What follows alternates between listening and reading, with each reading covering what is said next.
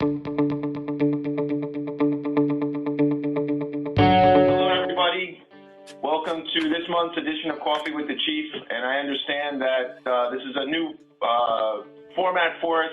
We're doing this remotely, and I'm lucky today to have a great guest. I have Andrew Marotta with me today, and it's going to be funny for me. So if I'm looking the wrong way, there's Andrew in the background. Hopefully when we get through this, we'll go back to live, and you can come on down, and I guess I'll owe everyone coffee for a few more months. And Andrew, I owe you a mug. So, because usually our guests get a really nice mug that we had made up. So I owe you a mug. Okay. So I've known Andrew for a long time. He is a great guy. He is the principal at Port Jervis High School. He's an inspirational speaker. He has a podcast. He's a college basketball referee, ref at the highest levels. So he has a lot of great things to talk about. So Andrew, why don't you introduce yourself? Yeah, Paul, thank you so much. It's great to be on with you. I'll take you up on the coffee in person. I got mine here today. But before I get to me, Paul, I just want to say, really, it's an honor to know your family. I know your brother Tom, and met your other brothers and your sisters, and certainly your dad. But to be associated with the Ricards is a good thing, because you guys are such a good family, and you're all doing great things out there. Chief of police and the officiating world that you do, and even an event like this, connecting with the community, I think is great. So it's an honor to be on with you, and for you and I to be friends. But yeah, I'm the principal at Port Jervis High School. I live in Milford, PA. And I have 3 beautiful children, blessed. My wife and I, high school sweethearts. We go way back. Wow.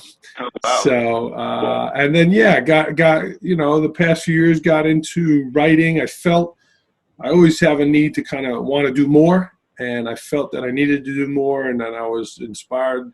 I just got writing the book. And then the book, The Principle of Surviving and Thriving, kind of changed things for me. I don't know. It changed things for me. So I started speaking and doing professional development for school leaders and principals. And I teach at LIU Hudson now, supporting and mentoring people that are getting their administrative degrees. So, maybe that we're getting older, there's a need to do more and have a greater impact on people's lives. Oh, that's great stuff. And I know we've spoken, and I know now it's going to throw all our time frame with the virus and stuff, but we're going to do some team building training and stuff like that, hopefully in the fall or maybe next winter now, pushing it back. So that's really good stuff. Now, you're the principal at Port Jervis High School. This is obviously a tough time in education. We were talking a little bit about that offline. Like, how are you doing at the school, and how are things going with that? Yeah, totally a team effort, Paul. There's so many moving parts because every family is under a different stress or a different circumstance. There are some families that all have computer and all have internet, and the kids are self-sufficient and they're doing the work and they're connected, etc., and they're fine. And then there's other families that have one computer maybe, and there's a bunch of kids and the parents might be out of work, and there's a lot of stressors in the house. So our message has been support. Our message has been, how can we help you? Port Jervis has done a great job in the community in terms of giving out food and giving out Chromebooks. Certainly a number of cable companies have stepped up and provided Wi-Fi for families, Wi-Fi hotspots, things like that. But we took it one day at a time, and a team effort led by our superintendents, Mike Rydell, Nick Pantaleone, and Joe Lenz. Really their message has been support. Their message has been positive, that we're going to get through this. And, you have different people stepping up, doing different things. We were proud to just release our Port Jervis High School video yesterday that all the staff kind of put together, and people saying hello to the kids. And now we're just trying to think about what's best for kids. How can we continue to support them? They just canceled the Regents exams. And so while the kids might be happy about that, right, they're getting a freebie with the exam there, we still want to support them and help them through that. And as soon as we hang up this call, I'll be working on some of those things. So Andrew, how does that work with the Regents? Like I was one that I had a difficulty in biology. So back in the day, if you had like that borderline grade, as long as you passed the Regents, then you passed the whole year, which I don't even know if that's still the way it works. but back in the 80s when I did it. Is that still something that happens? So is some kids maybe going to not be able to pull that miracle out of the bag, or is that something that they don't do anymore? Yeah, no, the course is independent of the Regents exam. There are kids that pass the Regents exam, but unfortunately, they didn't do the work during the year and they failed the course. So they are independent, but generally, if you pass the Regents, you're doing well enough in the course to pass. So that does happen, that sometimes the kid passes the course and fails the Regents also. You do need those Regents exams, those 5 for a high school graduation. But they waived that, the course that you were in for this year, they did waive the Regents. So if you pass the course, you're getting the Regents credit. So that came out yesterday from the state. Oh, that's great. So another question, just touch base real quick. You mentioned that the cable companies are stepping up. So if we have someone in our community, and we actually have people that go to Port Jervis schools, and what would they do? Just contact Spectrum or contact their provider and see how to do that? Yeah, I know. Here in Milford is Blue Ridge Cable. I know they're providing for families. But yeah, I Spectrum, the number, I don't have it off the top of my head, but we put it on our website and got it to families that they're providing it. Yes. That's a nice service. That's a great service. So you're dealing with children. You have your own children. You're dealing with teenagers. Do you have any tips for parents, whose kids are home now and try to deal with balancing the schoolwork and the Saturday? I know at my house, my kids are driving my wife nuts, and so what are some tips to help balance that? Yeah, great question, Paul. And actually, again, the writing, I've had so much experience working with parents and families and kids that were successful in school and kids that were not successful. I'm just putting the ribbon and the bow on my second book. It's going to be called The Partnership, Surviving and Thriving. And it's building a partnership between schools and families to better support the kids, right? So just kind of, that's always been in my kind of mindset. But I just jotted down some things, again, that we're doing here with my own children, right? And these are not, some deep philosophical thing or research training. They're things that work for kids and parents. Trying to build that routine, right? Letting the kids sleep till 12, 1 o'clock in the afternoon is not good for anybody. Get your kids on a routine and get them on a schedule, right? And then if you have multiple children and only one device, obviously dividing up the time of when the kid can be on the computer. Limiting screen access. Kids are playing video games and on the phones longer than ever before. You can't just let them have an open thing on their screens, right? We limit the screens. We put them away. We have my daughter charge her phone downstairs so she's not on it during the night. And then we're going back to old school, right? We're doing family chores outside. Yesterday we cleaned out the front. My kids spent the day, they cleaned out my son's closet together, kind of working together to organize it. We're going to donate some of the clothes, things like that. And then, I'm a big Mr. Rogers fan. It's on our schedule to watch the movie with Tom Hanks. I haven't watched it yet.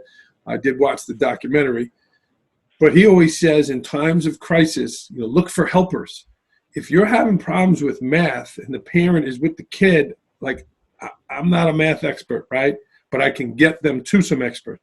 They are on YouTube. There's a ton of help, resources. Teachers are reaching out and going above and beyond. So it might not necessarily have to be the parent that has to help the kid, but you can get the kid to the right person. Look for those helpers to get them there. And the last thing, get some separation, right? Whether your kids are really little and you got to put them down for naps and you can take a walk, right? Keeping your social distancing, but getting outside. It is important for parents and adults to have some downtime, to have some quiet time, some focus time. My wife and I started P90X 2 weeks ago, and we're committed to doing that each day. And that's helping our wellness. That's helping our physical fitness. So those are some things that I jotted down that we're doing in our home.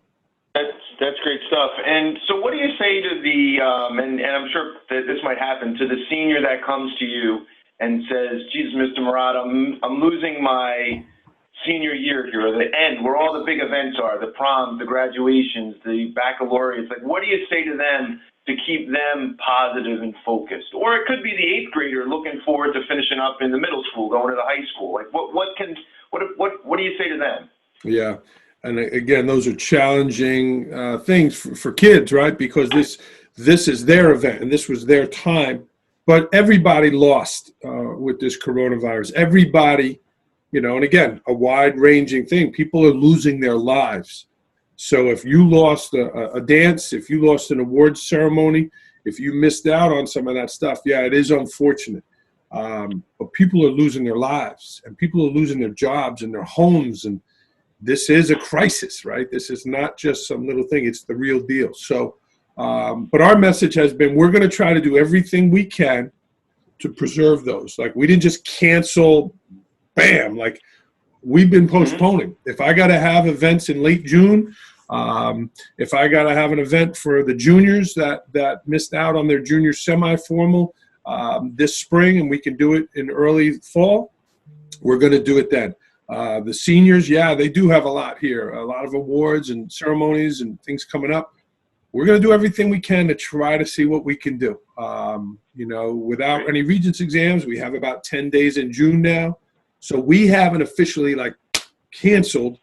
We've canceled some of the smaller night events, but we just officially postponed the musical. The kids have been working on that musical since the fall.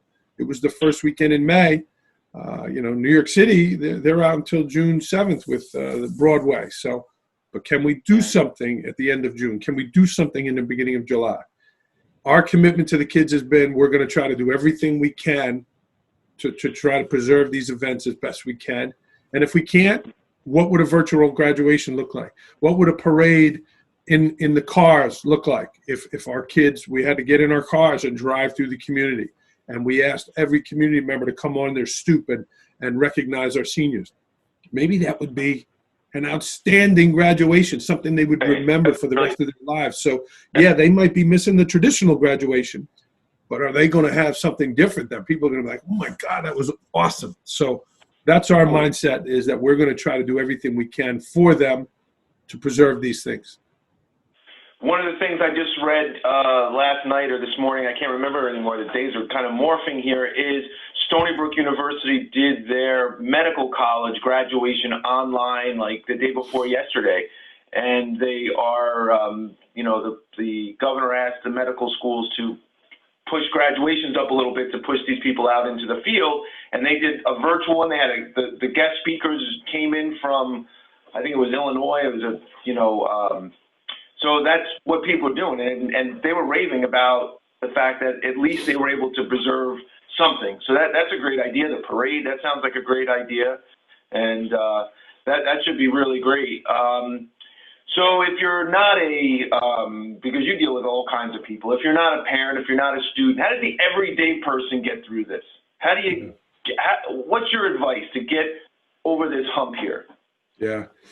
Paul, there's a lot of self-resolve here. There's a lot of self-reflection because, as you said, people are isolated, that isolation. I remember one of the things I looked at about successful teams. They did a study about teams in the NBA that physically touch each other, a pat on the back, a pat on the rear end, a hug of the shoulder. The amount of times that teammates touched each other, those were the best teams. Those were the best teams, that physical connection, a high five, an elbow bump, a fist bump.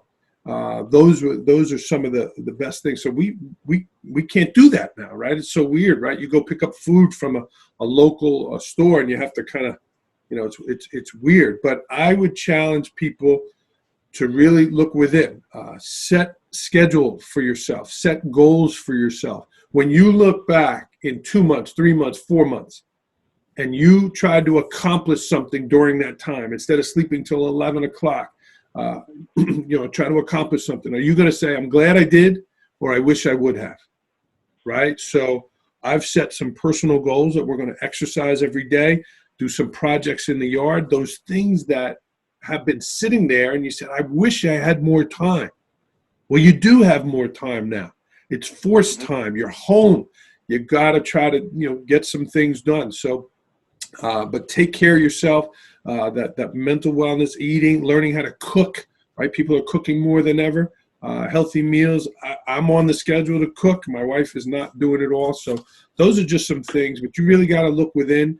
You have to make an effort to take care of yourself and, dress up and shower and groom yourself, all of those things. You can't be sitting around in your pajama pants all day. Although I have mine on now, I'm only half dressed. Me too.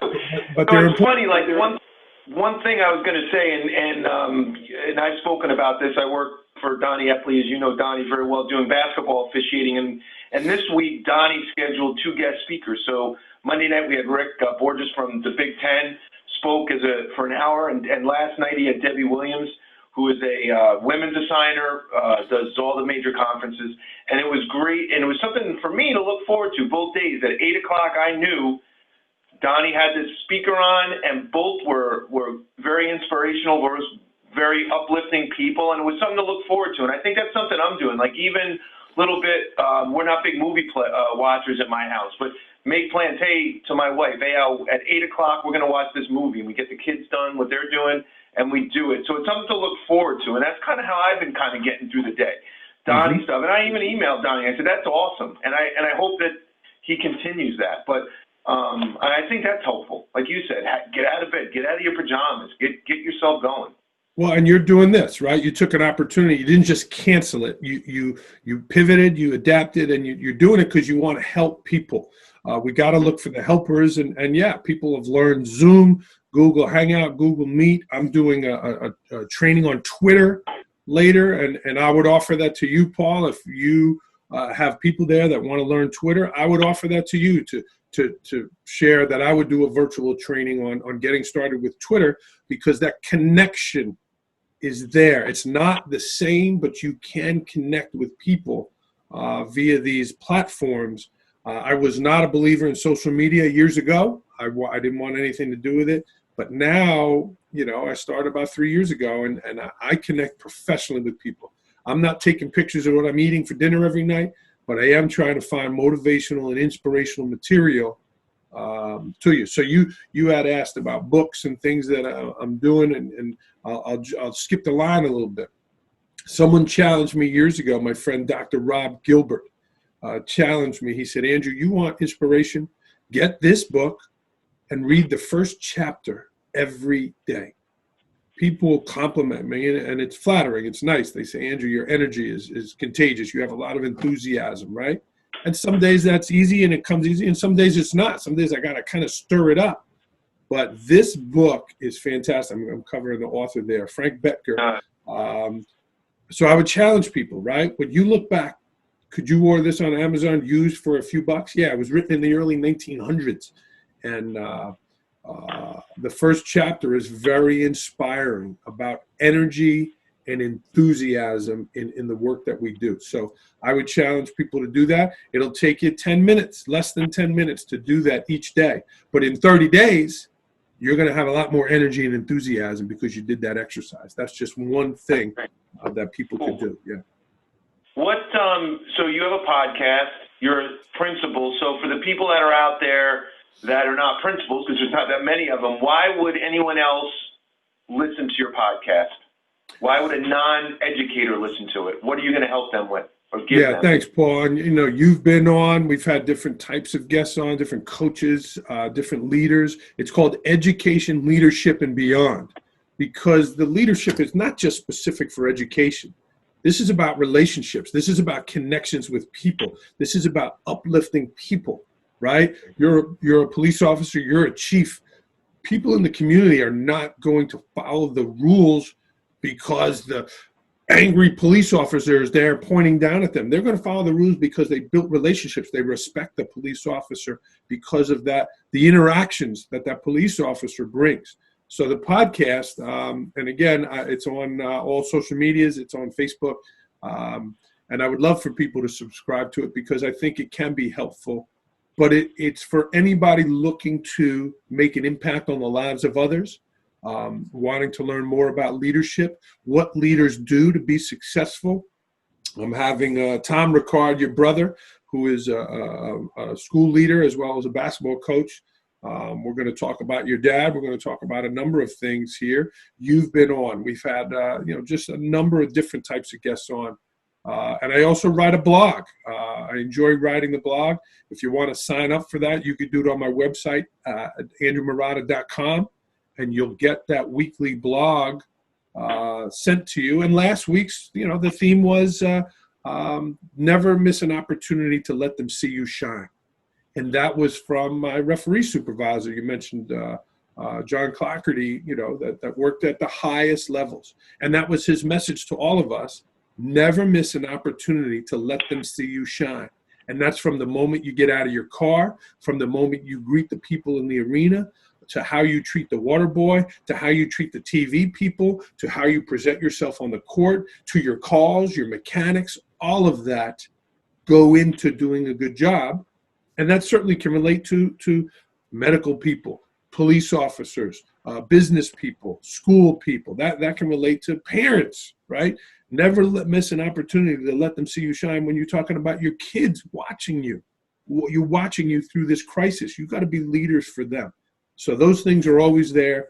And that's where all of this kind of got started is I'd like to try to help people in these journeys that we're on, And just so everyone knows, that's a rhetorical question because I've listened to your podcast for a long time now, and your guests are outstanding. Even the guests that might not be an area that, an educator or whatever, the message and the info they give, you can apply to anything that you do in your life.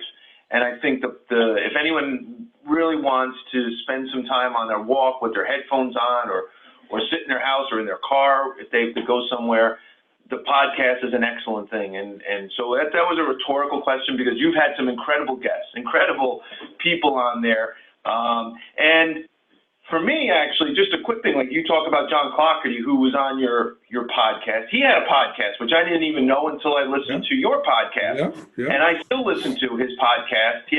He's been offline since middle of February, but again, it's, and you can build that out. So that's awesome. What podcast do you listen to yourself? What do you listen to, if anything? And I'm trying, again, scheduling, my time, I try to really maximize my time. So, but I do think it's important to decompress. I'm currently listening to the book right now, Talking to Strangers by Malcolm Gladwell. And I got turned on by that, by his podcast, Revisionist History by Malcolm Gladwell is a podcast that I really like. He's an author. He's a writer from New York, but he's Canadian. Fantastic stories and messages and themes in there. I love that. I'm also a Dad's Edge guy. Larry Hagner, I like to listen about parenting. I like John Gordon very much. George Couros, I listen to. But my time is limited. What I do like to listen to, Paul, is TED Talks. They're 18 minutes. There's always a message. There's always a theme in there. And one of my next projects that I'm going to get going with about a book is storytelling and the power of storytelling and what makes great storytellers and how they become great storytellers. So that's one of the things that I'm wanting to do. But really the podcast, Paul, like you said about mine or whoever it is that you listen to, I'm a believer that success leaves clues. And successful people, whether it's on a podcast, however you can get exposed to them, they leave clues and they kind of give you the path of how to become successful. And it's up to you to take those things. You and I have shared a lot of advice back and forth to each other. And one of the things I respect most about you is that you put those things into action. When we talked about officiating, I would say, Paul, try A, B, and C. And you would bam, bam, and bam, and do them, and then here you are, ref at Division I lacrosse and college basketball all over the place, and connecting with people like Donnie Epley.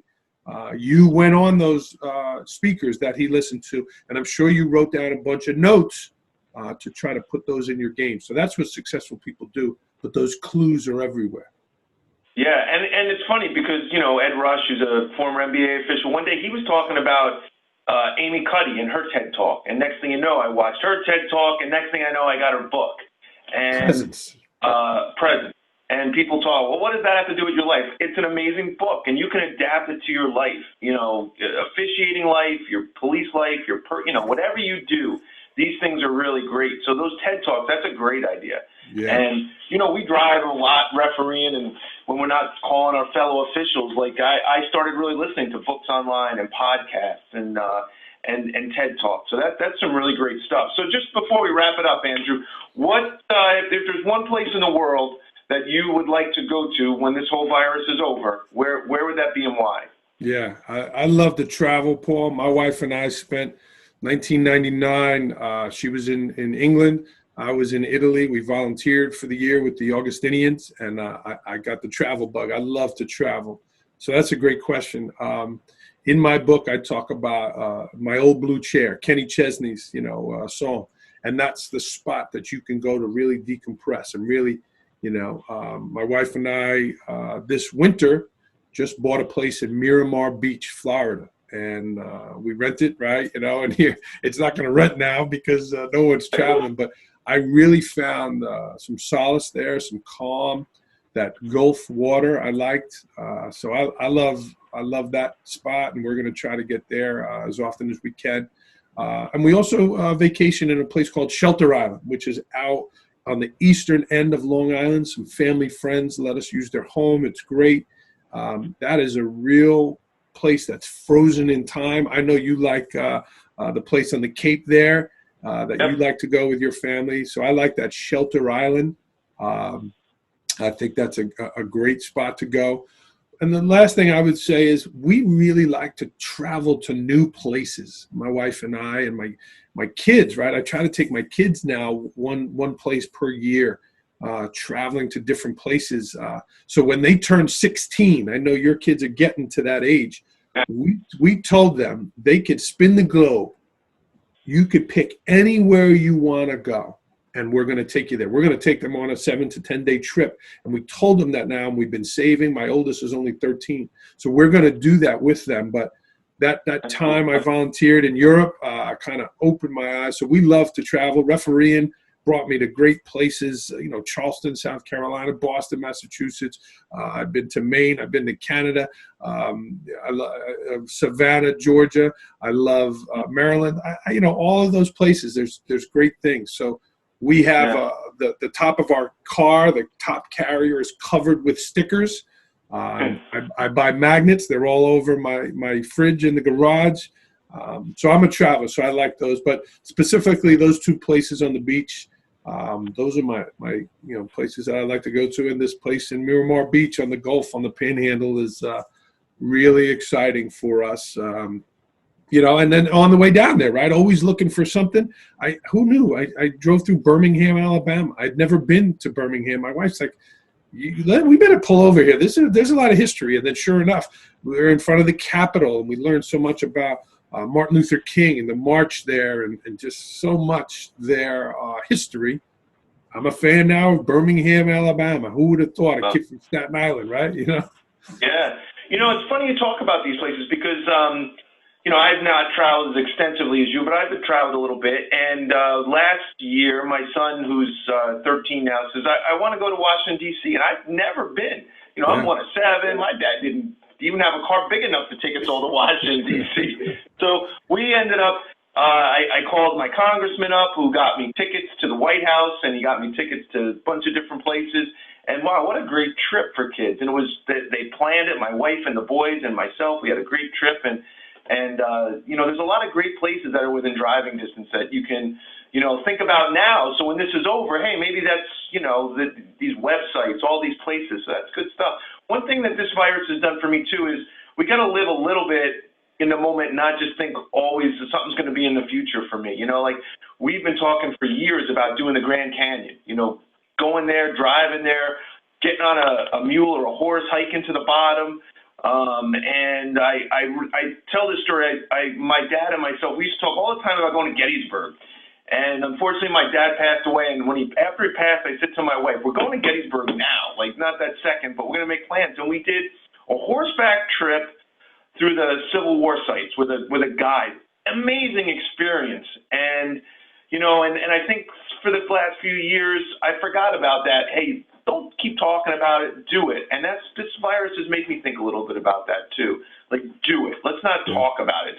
Life's too short, Andrew, It is, Paul. I know those are great stories, and those are the things your kids are going to remember.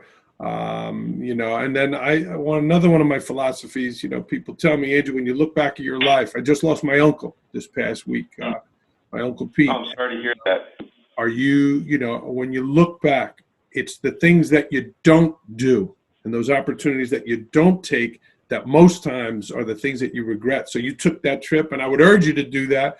The past few summers, we've jumped in the car. I drove overnight to Kansas City. We rented an RV, and we did go to the national parks, and we've gone all around the national parks. We're driving out in Nebraska and Colorado and Utah and Arches, and it's been great. And this summer we're doing it again. We're going to Niagara Falls and up around Toronto area, around the Great Lake there. I think it's Lake Ontario. I don't want to misspeak. But we're going to go to Buffalo and have wings, right? Like we're going to do that kind of stuff. That's great stuff. And it is. So, yeah, get it on the calendar. Do those things. Because when you look back, those are going to be the things that you remember, not the physical gift that you gave. You talk a lot about your dad. It's the trips in the car, the trips to the game, maybe not a physical thing he gave you, but the time and those experiences. So, yeah, go for it. That's awesome. And one of the things I like to do is, because I've read the story about your dad, and I text you every time I go there, and unfortunately my game got canceled this year, but going to Wagner College, and there's a tree for your dad right outside their main building, and I always set up, as you know, you get there an hour and a half, 2 hours before the game. I always plan another 15 minutes because I like going over that tree and thinking about your dad, who I've never even met, but I've read the stories about him, and I've spoke to you about him. And I always take that picture and I send it to you. Unfortunately, this year, we're not going to have it, but I think about that, and I think about that tree, and I think about what your dad's life meant to everybody in his community, what my dad's life meant, and what our life, my life, your life, what we're going to mean to people, And I think thinking about that, try to be positive, try to bring positive messages and great stuff. But, we're going to wrap it up. And I just want to thank you for joining us today. There's a lot going on in the world, and just to hear your thoughts on it and your positive attitude is really, really important. And that's my secretary, Marie, we were talking about who we can talk to is going to talk positive, help us through this. And we're going to get through it. We're going to beat it. We got to stay away from each other for now, but I really want to thank you for joining me today. Yeah, Paul, I appreciate it. Again, it's an honor, and that offer is there. Whether we're going to do that team building with some of your people in the future, if you want to do something with Twitter, I'd be happy to offer that with you. I'd offer one last thing about investing in ourselves and our lives. My wife and I are reading this book right now together. I bought 2 copies, His Needs, Her Needs. This was something that, again, what do you do? I got that for her for Valentine's Day, right? Most women, you want dinner and chocolate, but this book has brought me back to my relationships. I know my wife since we're 17, and sometimes, like you said, maybe we miss some of those things. You got away from the trips that your dad kind of pushed you to do. So we're reading that together, and we're making time to talk about it.